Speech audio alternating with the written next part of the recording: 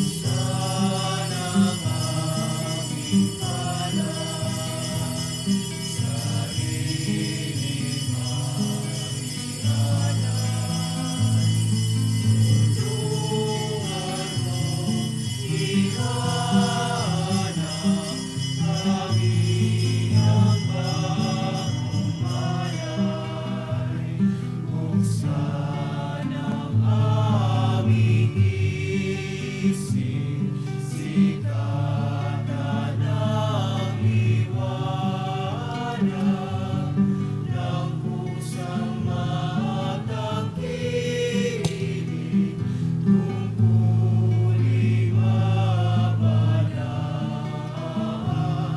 Buksan ang aming kalan, sariling kamiyanan.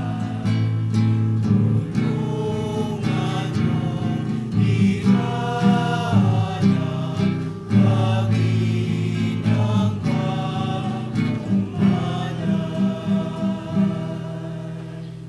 In the name of the Father, and of the Son, and of the Holy Spirit, Amen. the grace and peace of God our Father and the Lord Jesus Christ be with you all. And with your spirit. Good morning, my dear friends. We thank the Lord for the recovery of our dear Archbishop Labarias, from COVID-19. He's now at home quarantine at the Arzobispado. We continuously pray for his healing. We offer this Mass for the special intentions of Prime Group, Mayor Jun and Gente Tanco, Karen Miranda Chanda and Pam Beltran, Kike Naira Bautista, Marites de la Cruz, Rolando de la Cruz, Christian Carmela, Katrina Balido, Maricor Macaribo, Dr. William Lim, Dr. Angelito Medina, Dr. Guillermo Barao, Dr. Alvin Balatbat. For our medical frontliners, Dr. Carla Tantan and Erica Medina, Remros Maglangkerok, Set Kabigting Bondo. Special intentions of Lucky and Erica David Cruz. For the special intentions of Sister Daisy Diaz, Kabigting Sisters, Cypress, California. For the healing of Norma Balatbat, Norma Cabrera, Sir Roy Songko, Efren Basa, Lucy Navarro, Brother George Diaz, Brother Sig Garcia. And we pray for the souls of our dearly departed, Father Alan, Father Rex, Father Larry, Brido Maurino. My dear friends, for us to be worthy to celebrate the sacred mysteries, we call to mind our sins, for the many times we have made and tainted the house of the Lord into a marketplace. Kyrie eleison, Kyrie eleison. Christ eleison, Christi eleison. Kyrie eleison. Kyrie eleison. May Almighty God have mercy on us, forgive us our sins, and bring us to life everlasting. Amen. Let us pray. God, O author of every mercy and of all goodness, who in fasting, prayer, and almsgiving have shown us a remedy for sin, look graciously on this confession of our lowliness, that we who are bowed down by our conscience may always be lifted up by your mercy through Christ our Lord. Amen.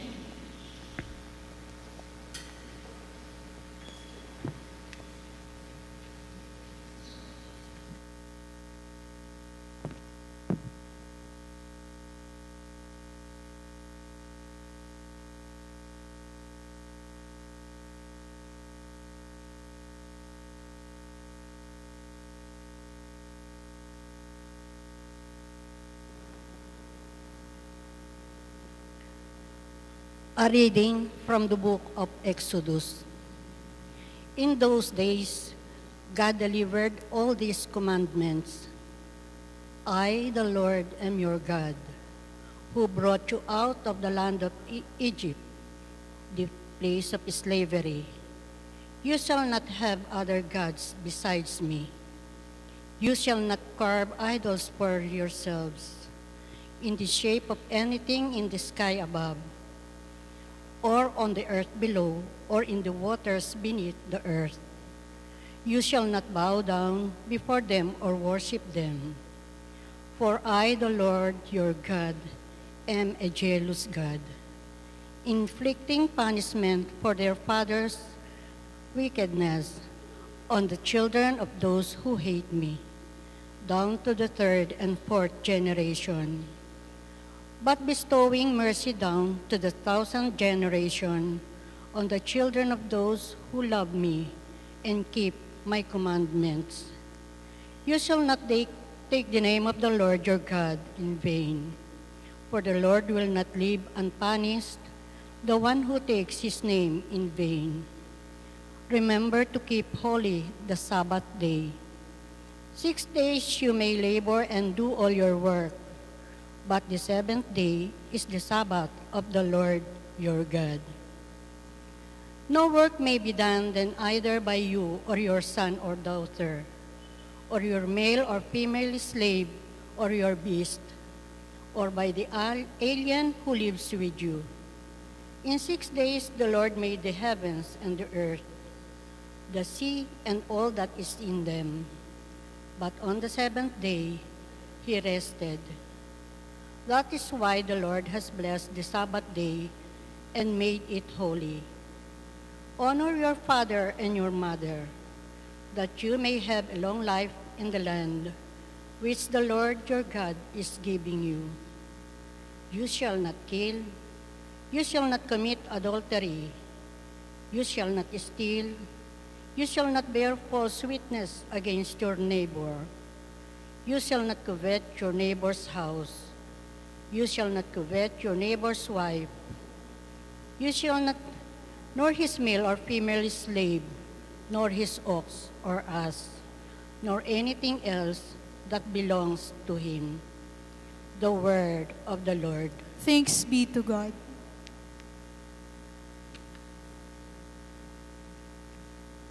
Lord, you have the words of everlasting life. Lord, you have the words of everlasting life. The law of the Lord is perfect, refreshing the soul. The decree of the Lord is trustworthy, giving wisdom to the simple. Lord, you have the words of everlasting life. The precepts of the Lord are right, rejoicing the heart. The command of the Lord is clear, enlightening the eye.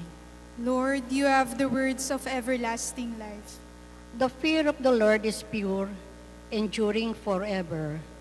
The ordinances of the Lord are true, all of them just. Lord, you have the words of everlasting life. They are more precious than gold, than a heap of purest gold, sweeter also than syrup or honey from the comb. Lord, you have the words of everlasting life.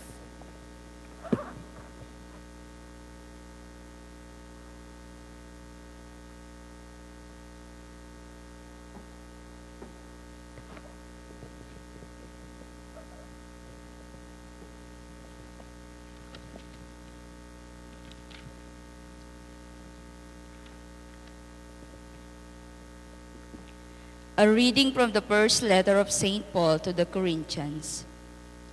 Brothers and sisters, Jews demand signs and Greeks look for wisdom, but we proclaim Christ crucified, a stumbling block to Jews and foolishness to Gentiles, but to those who are called, Jews and Greeks alike, Christ, the power of God and the wisdom of God.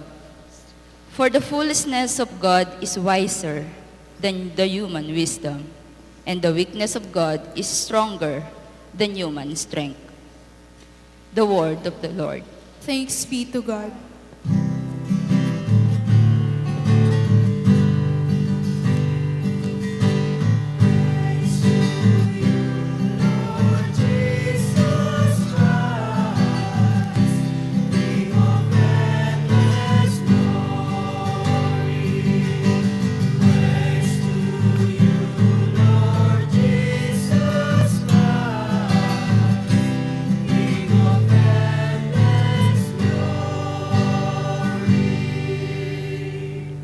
The Lord be with you. And with your spirit. A reading from the Holy Gospel according to John. Glory to you, O Lord.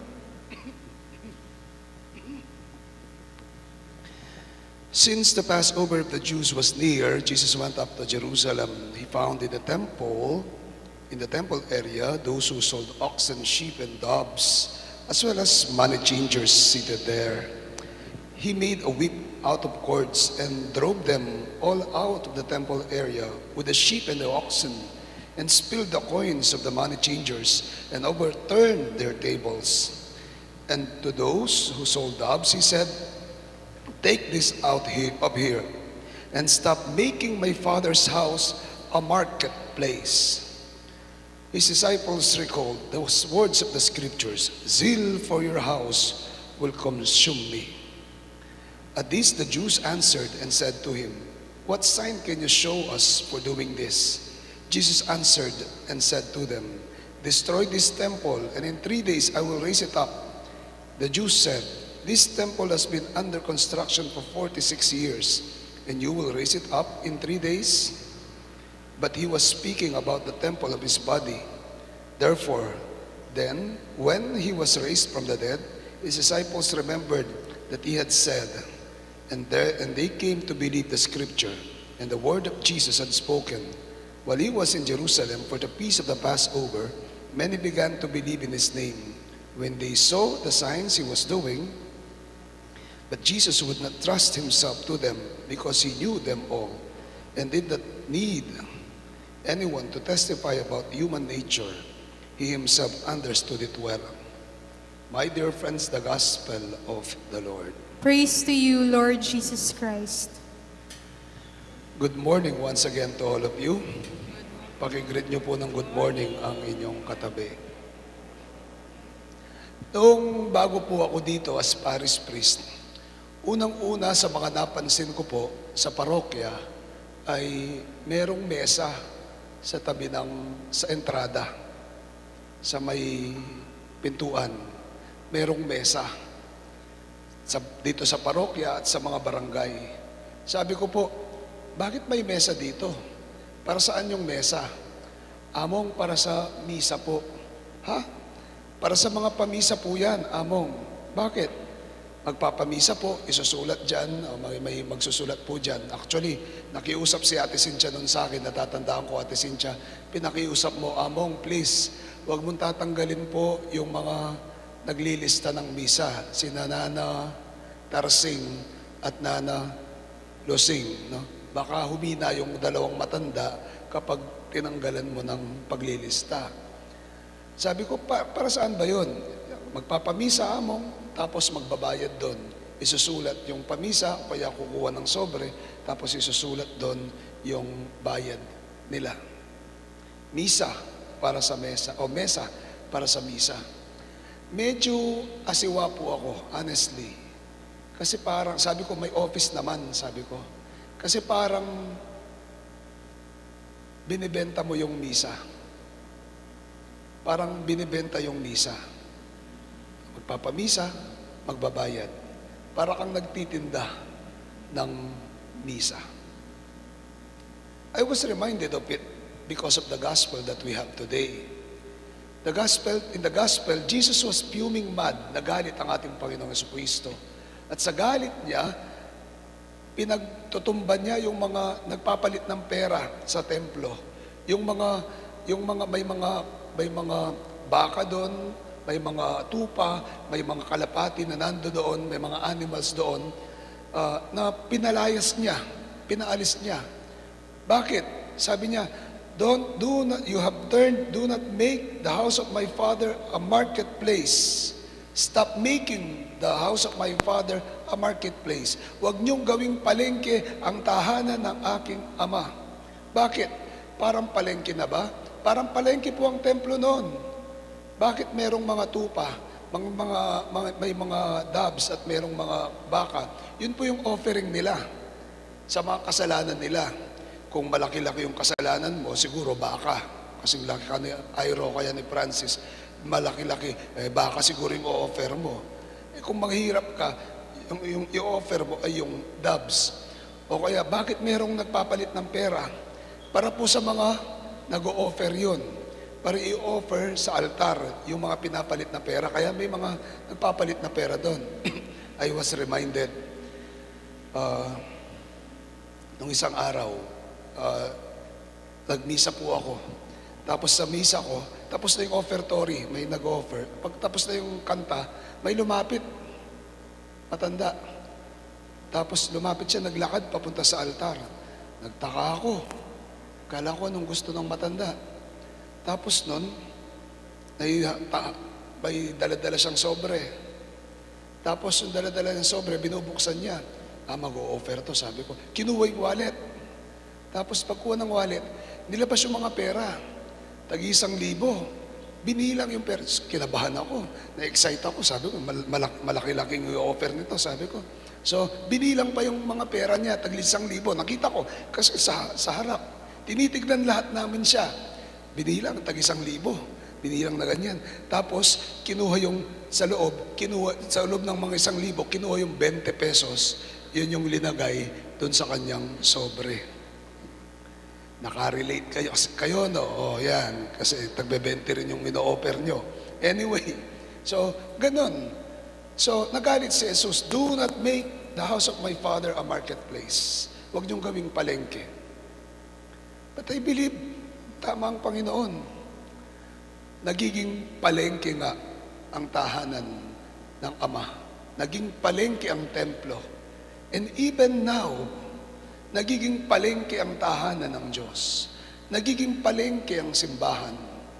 Kailan? Kailan? Whenever we commercialize our faith. Whenever we commercialize our faith. Kung minsan po, totoo po yun. Sinasabi ko minsan ng ibang sekta, ng mga kapatid natin sa ibang pananampalataya, kayong mga Katoliko, puro kayo bayad. Puro kayo may bayad. Binyag, may bayad. Kasal, may bayad. Patay, may bayad. Blessing, may bayad. Gaganyan lang, babayaran yung pare. Gaganyan lang, babayaran yung pare. Lahat may bayad.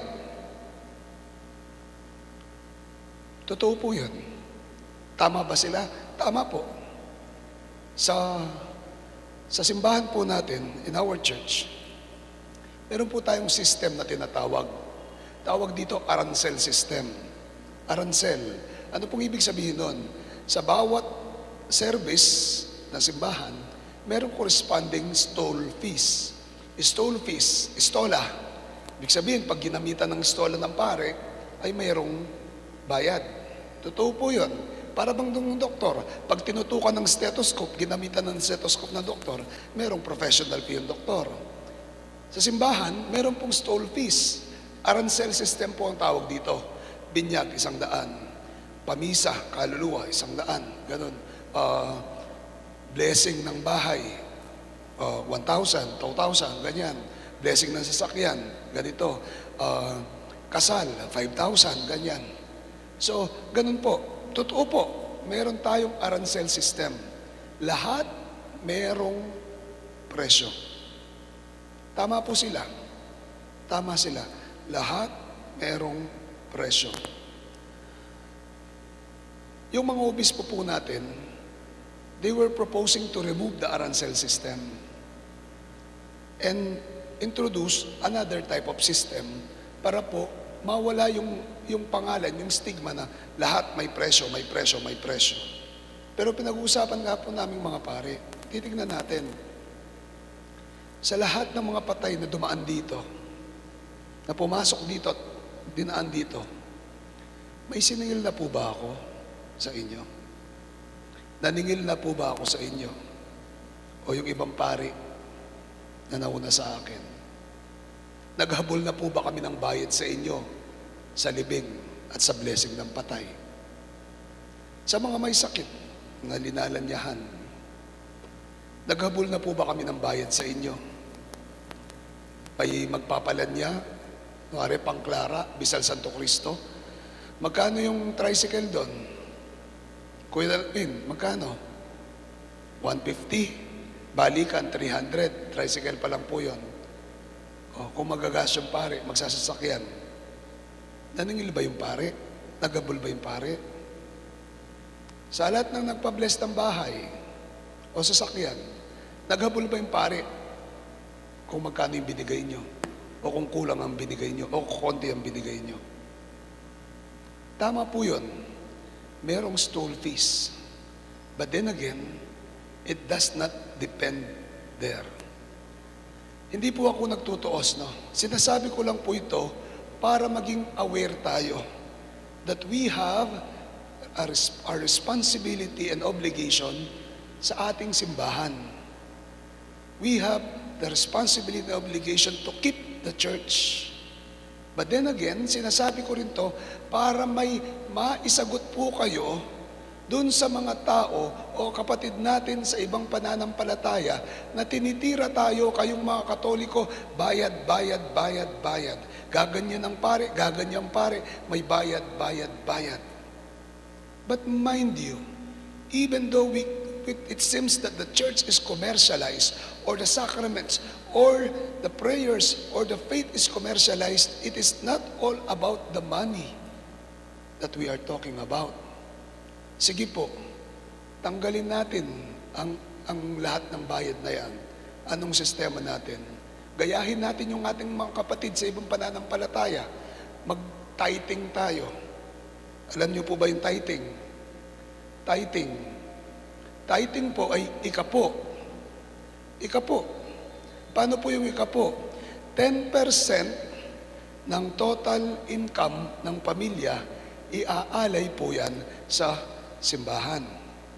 Tignan nga natin, matagal ko nang di ginagawa ito, pumupunta sa inyo. Mag-iika po tayo. Tignan natin yung ika po. Pag offertory po, nag-o-offer kayo, di po ba? Pengi nga Ate Balat, pengi yung ganyan. Ate Balat, yung ganyan, kunin mo. Supot.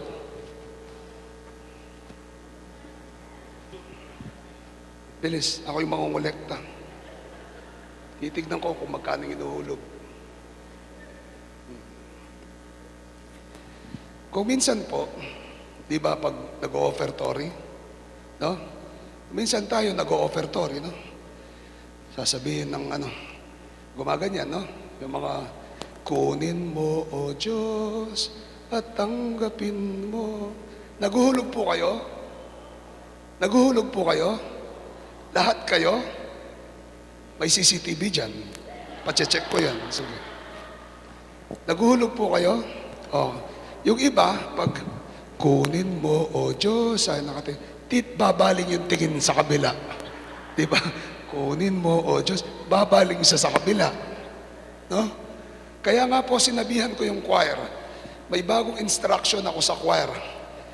Pag kunin mo, O Diyos, tapos bumaling sa kabila, pinapapalitan ko po yung kanta.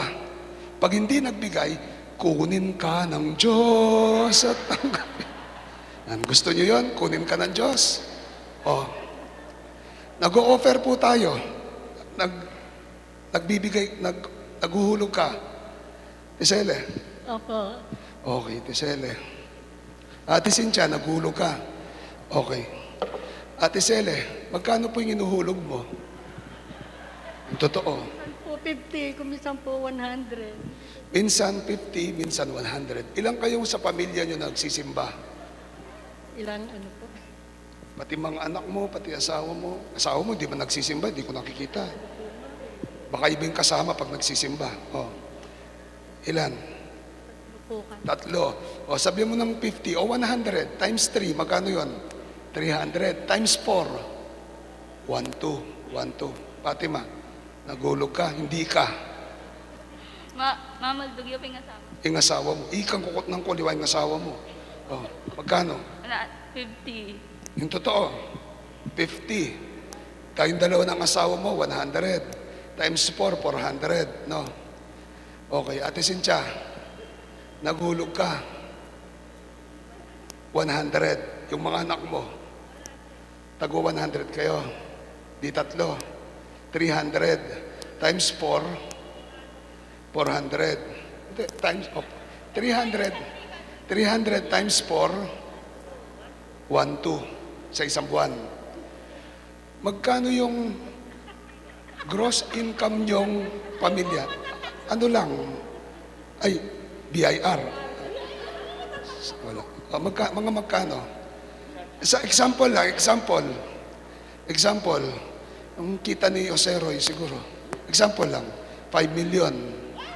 Isang taon. O, pwede na. Okay, very good. 5 million. Ate Sele, magkano yung... Uy, putulin mo yan. Baka mamidya ako. Okay. Oh. Alin po? Yung gross income ng buong pamilya, pati na yung manugang mong BIR, Hindi ko po. 10 million. 5 million na lang. 5 5 million. Oh. Sample, dito tayo sa 5 million. Example lang po ito, no? 5 million. Divided by 10 na lang, magkano yun? 10%, 500,000. Divided by 10, 10 na lang. 50,000. Magkano ginuhulog mo? Sa isang buwan? 1,2 minus 50,000. Oh. 48,800. 800. Oh. May utang kang 48,800 sa akin monthly. Diyos ko. 48,800. Kahit pala pakainin mo na ako ng pakainin, kulang pa yung ano.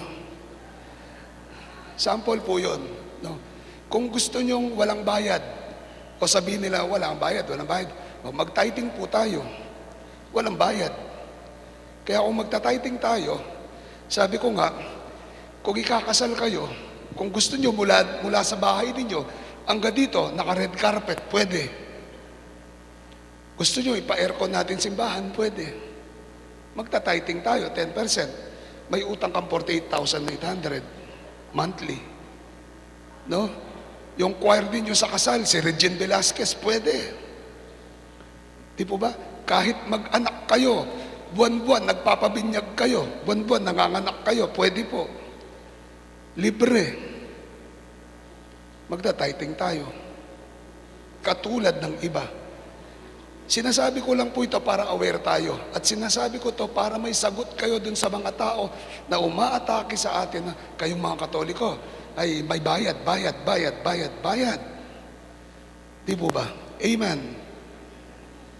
Kung minsan, marami po sa mga Katoliko ayaw magpakasal sa simbahan. Bakit? Anong sagot? Mahal daw magpakasal sa pare. Mahal daw magpakasal sa simbahan. Magtuos po tayo. Magkano yung gown sa kasal? May kaibigan po akong kotorir. Yung gown niya nagre-range ng 50,000 hanggang 350,000. Isang gown ng babae. Gown pa lang ng babae. Sabihin na natin dito, regular lang. Mga gown susuot sa kasal, sabihin na natin 100,000. Lahat-lahat na yun ay susuot. Pati liit-liit na gastos na mga sabihin na natin 150. Iba't miscellaneous. Pagkain, magkano? Asan si Precious Carl dito, si Chang Carol, alam niyo yun. Pagkain, magkano? Pati reception hall. Yung po niya, yung nag-ano pa ako, nagpo-promote, no? Yung po niya, yung package niya, let's say 250,000. 250,000. O magkano na yun? 400,000. 400,000. Regular na kasal, no? Ay sa kasal, 400,000. Bulaklak, kasama na doon sa package, 400,000. No? 400,000. Photo video, nagre-range po yan, pinakamababa, 20,000, 25,000. May kinasal ako, yung photo video niya, 300,000. O average na lang among, sabihin natin 30,000. Magkano yun? 430,000. Simbahan. Among magkano po yung sa simbahan?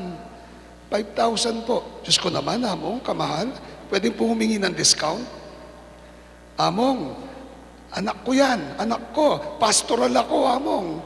Bigyan mo akong discount. Among, anak ko yan, pandangguhan ako. Bigyan mo ng discount.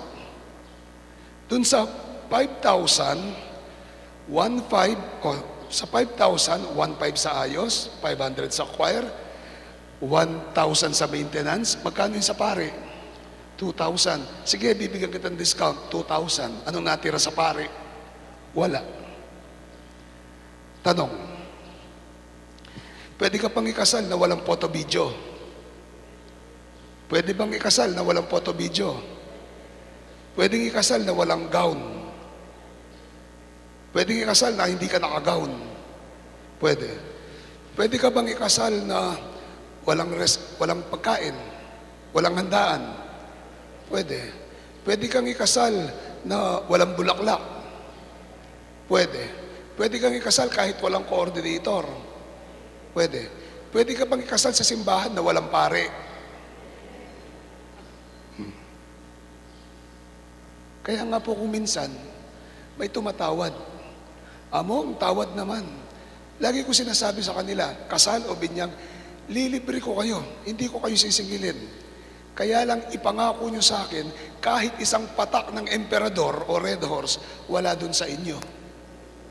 Eh kung minsan, pinapalibre yun sa simbahan, pagdating sa kanila yung alak, kataas-taas ng alak dun sa kanila. Di po ba?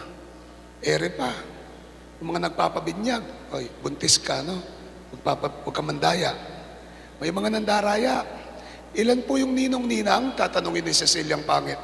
Ilan po yung ninong-ninang? 4 po. Pagdating ng pare, tumayo po ang mga ninong at ninang. 4 na po yung ninong at ninang. Eh bakit? Eh kasi, magbabayad sila dapat. Eh para hindi magbayad, hindi sinasabi yung mga ninong at ninang. Kaya nga sinasabi ko kung minsan, tinatawag ko, pag nainis ako, tinatawag ko yung pangalan eh. Kung 4 lang yon, eh kayo, nang ginagawa nyo dito, ano kayo? Makikikain. Eh huwag kayong magbigay sa bata, sabi ko. Kasi hindi naman kayo ninong at ninang. Pero pa pong bagong style, bagong style. Ay mare, pare, huwag na kayong pumunta sa simbahan na. Kasi pandemic, 2 lang yung pwede.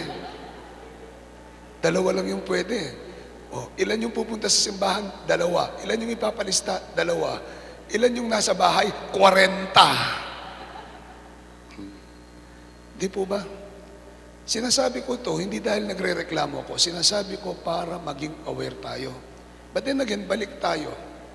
Is the faith, do we turn the church a marketplace? Answer, yes. Because sad to say, at times, we tend to commercialize even our faith. And by marketplace, it means that we commercialize our faith, then we are all guilty of this. That the church has become a marketplace. Amen. Okay. Ate Cynthia, may utang ka. Okay. Next. Ate Cele, ikaw din. Okay. Pangalawa, we turn this church, the house of God, the marketplace. Ginagawa natin palengke. Bakit? Ano po ba yun sa palengke? May katext ako kahapon, nagpapalibre ako. Pakainin mo naman ako. Sabi, Among, saan po? Sa palengke, sabi ko.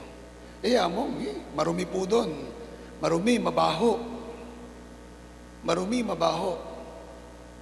Totoo po yun, sa palengke, marumi, mabaho. Kung ang palengke ay marumi at mabaho, and we turn this immaculate church, house of God, into a marketplace. How? Dahil sa mga pumapasok dito. Dahil sa mga pumapasok. Nagiging palengke to, ang tahanan ng Panginoon, dahil sa ating pumapasok dito. Ako, kayo, tayong lahat ay dala-dala natin sa pagpasok natin sa simbahan, dala-dala natin ang ating dumi, ang ating dungis, ang ating baho.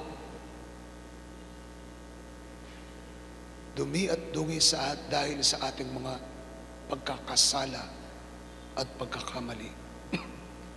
Dumi at dungis dahil sa ating mga kasalanan at kahinaan. Dala-dala natin ang ating baho dahil sa mga pagkakataon na nakagawa tayo ng kasamaan sa buhay natin. Kung ang palengke ay mabaho at marumi, then this house of God is mabaho at marumi. It is a marketplace.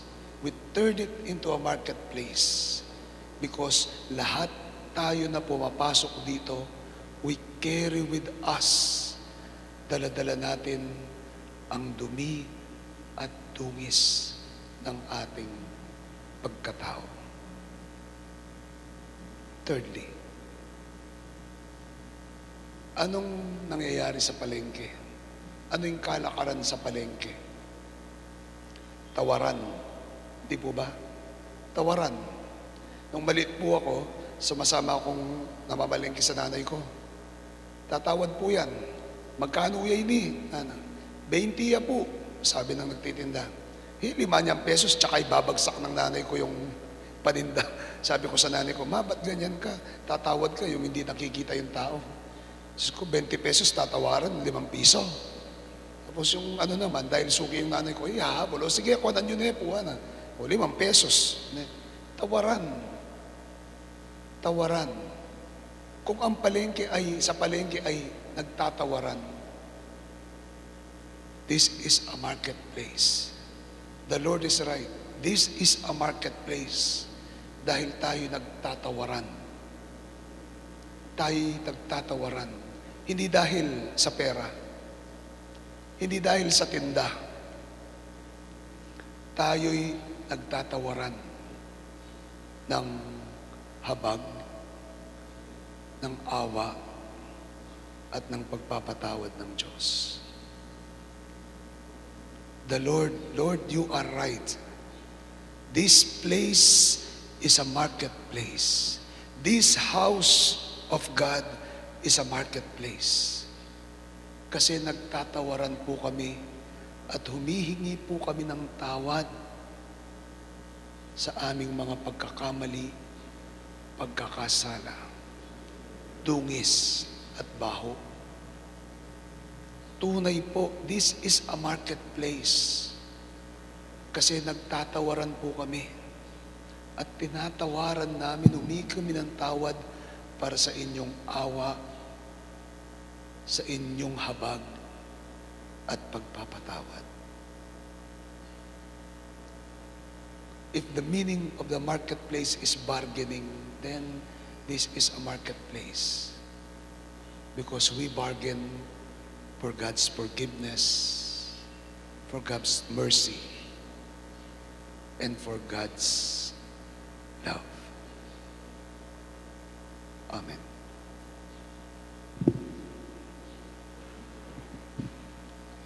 I believe in God, the Father Almighty, maker of heaven and earth. I believe in Jesus Christ, the so only the Son of begotten our Lord, was conceived by the power of the Holy Spirit, altogether, born of the Virgin Mary, suffered under Pontius Pilate, Pilate, was crucified, died, and was buried. He descended into hell.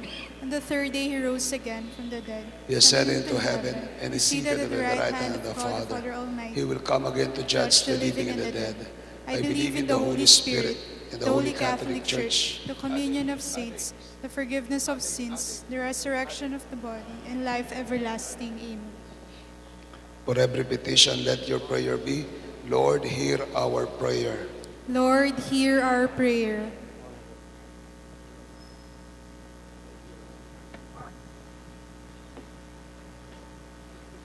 May the Church continue to take the path of purification and conversion, so that in every way it will be a community of praise and compassion. We pray. Lord, hear our prayer. May our religious and civil leaders see in Christ the power to save and the wisdom to live. We pray. Lord, Hear our prayer. May those preparing for baptism and reception into the Catholic Church be mindful that this discipleship is a call to help others. May they find freedom in God's steadfast love. We pray. Lord, hear our prayer. May we respect our bodies as temples of the Holy Spirit. May we shun acts of lasciviousness, violence, and other indignities that harm the human person. We pray. Lord, hear our prayer. May the Lord give healing to the sick, comfort to the dying, conversion to sinners, and light to those experiencing darkness in their lives. We pray. Lord, hear our prayer. Let us pray for the in urgent the silence concern- of our hearts, we pray for our own personal intentions.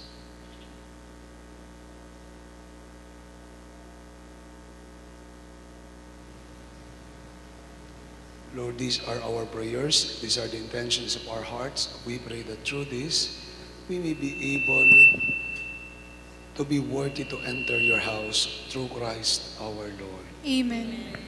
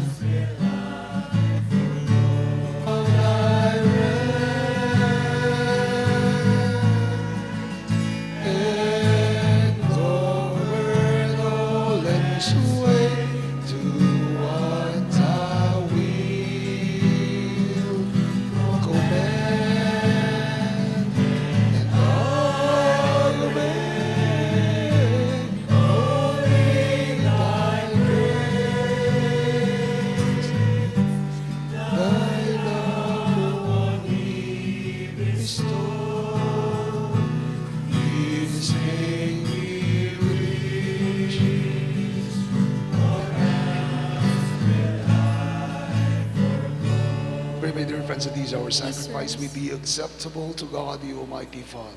May the Lord accept the sacrifice at your hands for the praise and glory of his name, for our good and the good of all his holy church. Be pleased, O Lord, with the sacrificial offerings, and grant that we who beseech pardon for our own sins may take care to forgive our neighbor through Christ our Lord. Amen. And the Lord be with you. And with your Lift spirit, up your hearts. we lift them up to Let us the give Lord. thanks to the Lord our God. It is right and It is just. true, right, and just, our duty and our salvation, always and everywhere to give you thanks, Lord, Holy Father, Almighty and Eternal God.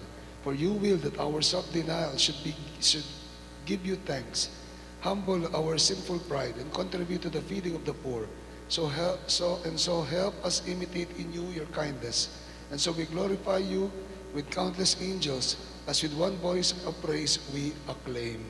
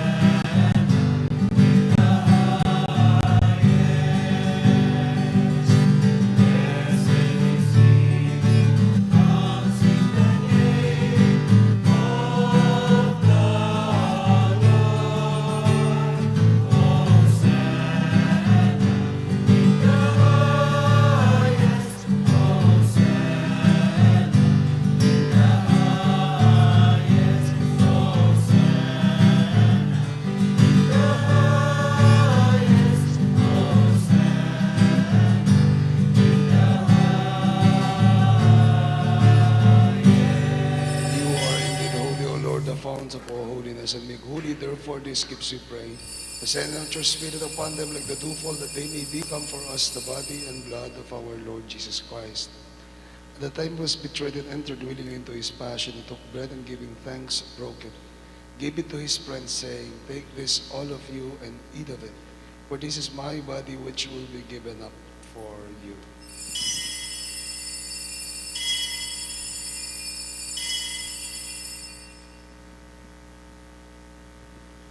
In a similar way, when supper was ended, he took the chalice, and once more giving thanks, gave the chalice to his friends, saying, Take this, all of you, and drink from it.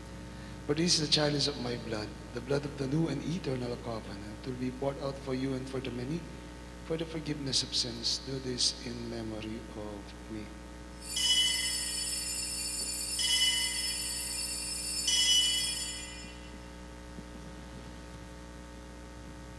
The mystery of faith.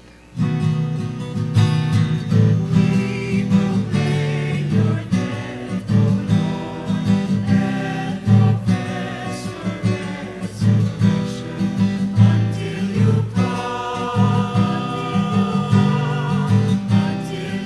come again.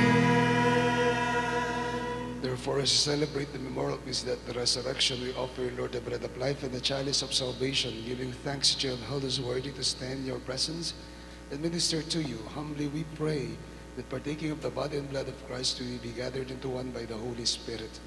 Remember, Lord, your church spread throughout the world and bring her to the fullness of charity, together with Francis, our Pope, Florentino, our Archbishop, Asiano, his emeritus, and all the bishops with the clergy, and your children whom we have gathered here before your altar. Remember also our brothers and sisters who have fallen asleep in the hope of the resurrection, and all have died in your mercy. Welcome them into the light of your face. Have mercy on us all, we pray, that with the Blessed Virgin Mary, Mother of God and our Mother, with Saint Joseph, our most chaste spouse, with the blessed apostles and all the saints who have pleased you throughout the ages, we merit to be co-heirs of eternal life, and may praise and glorify you through your Son, our Lord Jesus Christ. Through him, with him, in him, O God, Almighty Father, the unity of the Holy Spirit, all glory and honor is yours forever and ever. Amen. As one family, we pray to the Father with the words Jesus taught us.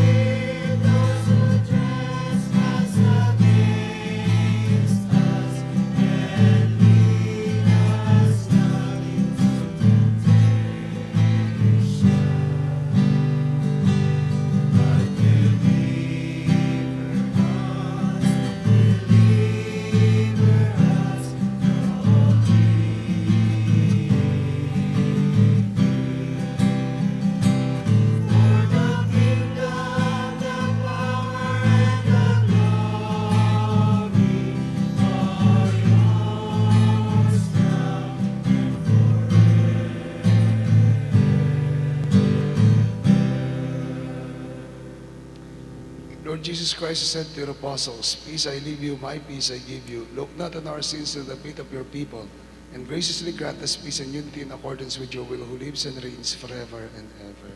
Amen. The peace of the Lord be with you always. And with your spirit. Share the peace of Christ with one another. Peace be with you. Peace be with you. Peace be with you. Peace be with you.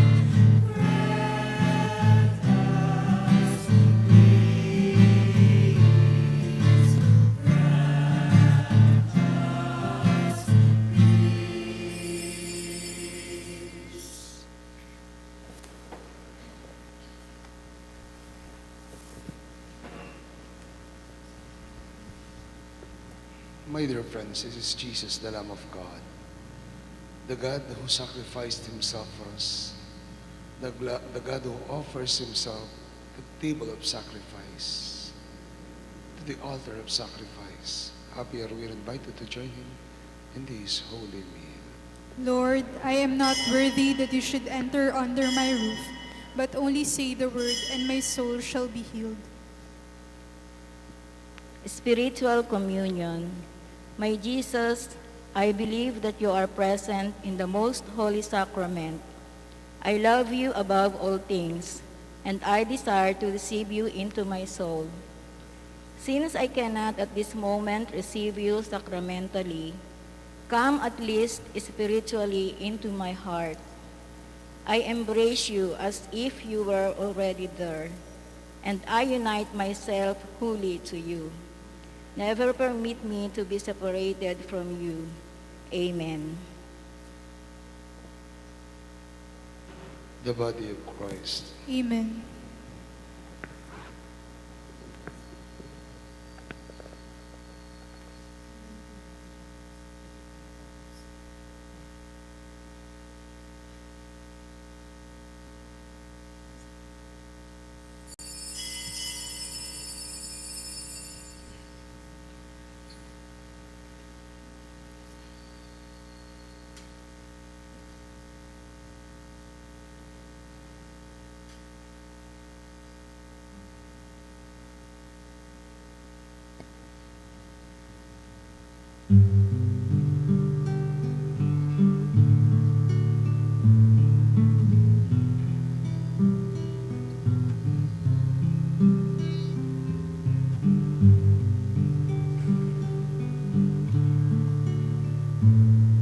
How lovely is your dwelling place, O Lord, mighty God, Lord of all.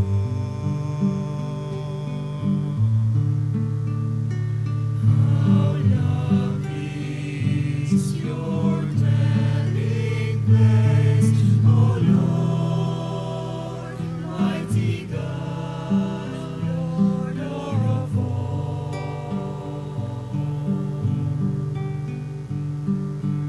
Even the lowly sparrow finds a home for her brood, and the swallow a nest for herself, where she may lay her young.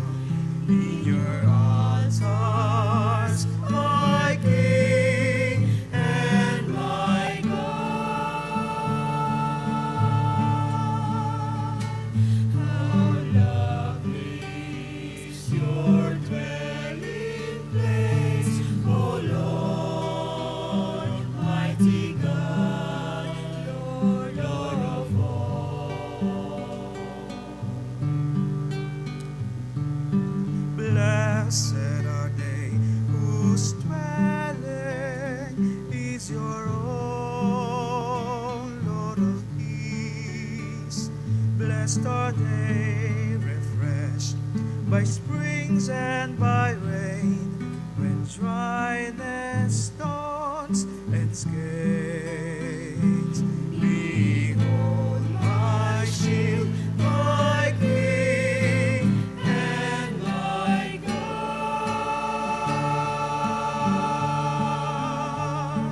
How lovely is your dwelling place, O Lord, mighty God, Lord of all. I would forsake 1,000 other days anywhere, if I could spend one day in your courts, belong to you alone.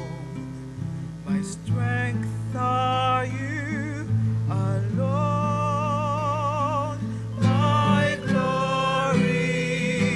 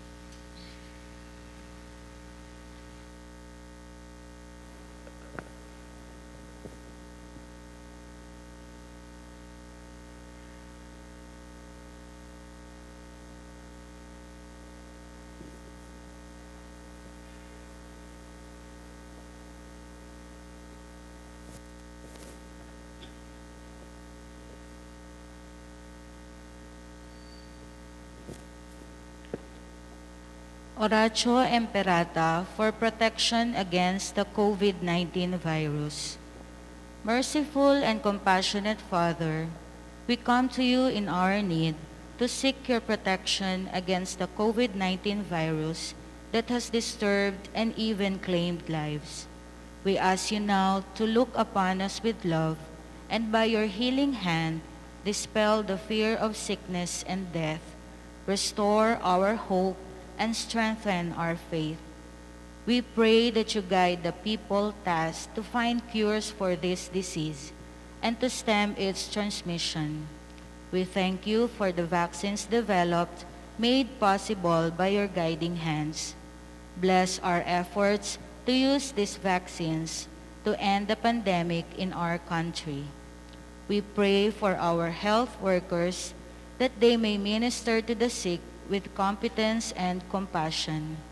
Grant them health in mind and body, strength in their commitment, protection from the disease. We pray for those afflicted. May they be restored to health. Protect those who care for them. Grant eternal rest to those who have died. Give us the grace in these trying times to work for the good of all and to help those in need. May our concern and compassion for each other see us through this crisis and lead us to conversion and holiness. Grant all this through our Lord Jesus Christ, your Son, who lives and reigns with you in the unity of the Holy Spirit, God, forever and ever. Amen. We fly to your protection, O Holy Mother of God. Do not despise our petition in our necessities, but deliver us always from all dangers, O glorious and blessed Virgin. Amen. Saint Joseph, Pray for us. Saint Raphael the Archangel, Pray for us. Saint Roque, Pray for us. Saint Lorenzo Ruiz, Pray for us. Saint Peter Calungsod, Pray for us. Saint John Paul II, Pray for us. Saint Teresa of Calcutta, Pray for us. Saint Pio of Pietrelcina, Pray for us. Saint Serapion, Pray for us. Saint Peter Nolasco, Pray for us. our Mother and Patroness, Nuestra, Señora de la Merced, Pray for us.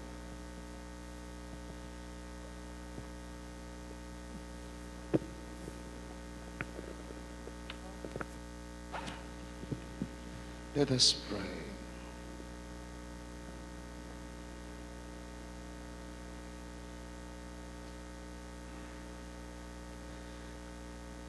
As we receive the pledge of things yet hidden in heaven, we are nourished while still on earth with the bread that comes from on high.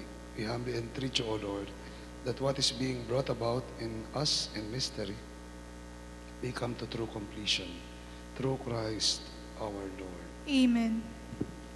Nag-usapan po ang pagtulong sa ating simbahan.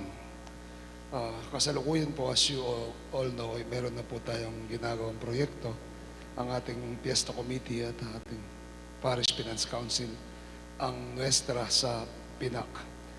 Ang Pinak po ay nagbigay ng kabuhayan, nagpaaral, nakapagpatapos sa marami sa atin.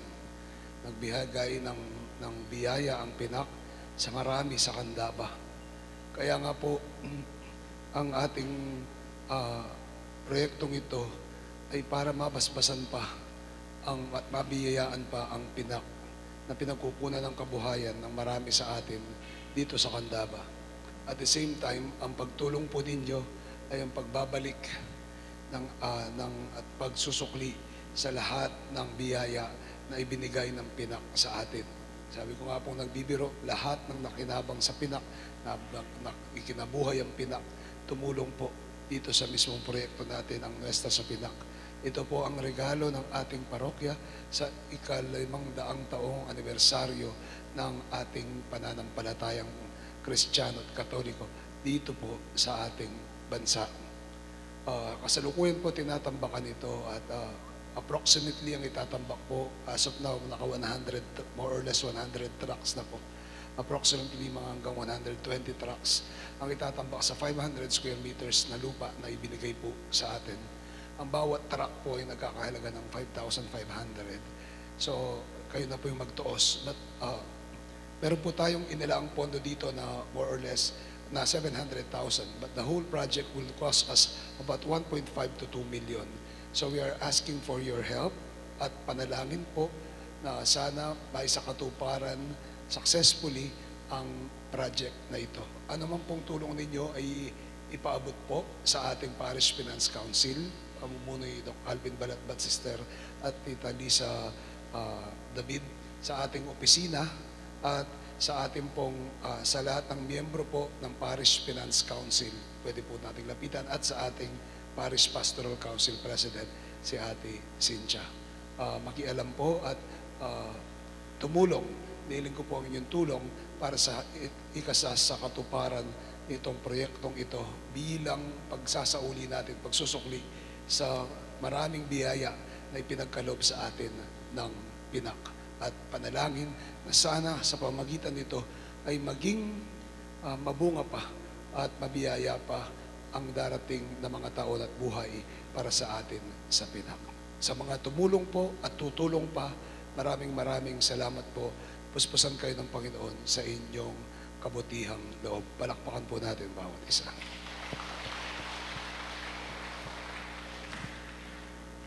The Lord be with you. And with your And spirit. may Almighty God bless you and keep you, the Father, the Son, and the Holy Spirit. Amen. Our Mass has been offered. Go and let us continuously share the goodness and the love and forgiveness of Christ to everyone. Thanks be to God. Magandang umaga po. Good morning to everyone. Have a blessed Sunday and God bless you all. Ang ating pong kordero iahatid po sa tahanan ni Kapitan Alvin Carpio, 10 ng ating mga nakaraang apostoles o apostoles sa nakaraang mahal na araw. Salamat po.